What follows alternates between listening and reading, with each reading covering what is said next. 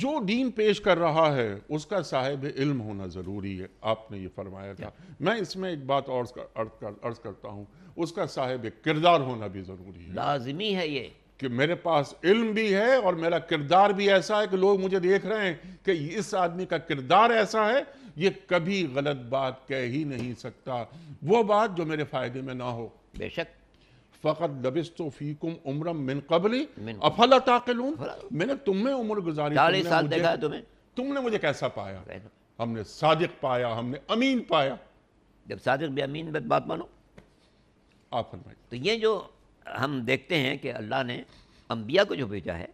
ہر نبی خاندان کے اعتبار سے معزز، صورت میں خوبصورت حسین، سیرت میں پاکیزہ، کردار میں بلند، گفتگو میں انتہائی شائستہ، تاکہ بندگان خدا کے لیے اٹریکشن ہو کہ ہاں بھائی بڑا خوبصورت انسان، چلو اس سے باتیں کریں، بہت پیارا ہے، اس کی سیرت بھی بڑی اچھی ہے، اس کا کردار تو کیا کہنا۔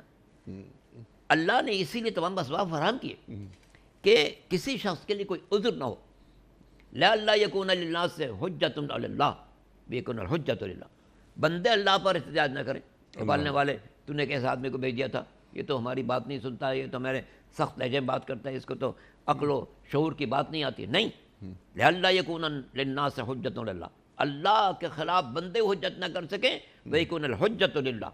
اللہ کی حجت ہو کہ ہم نے جنہیں بھیجا تھا انتہائی پاکیزہ لہجے میں بات کرتے تھے، خوش نما طریقے سے بات کرتے تھے، عقلی دلائل سے بات کرتے تھے، تمہاری فکر کو محفوظ کرتے تھے، مگر تم اپنی فکر پر تالا ڈالے ہوئے تھے اور ان بتوں کو سجدہ کر رہے تھے جن کو تم نے خود بنایا تھا۔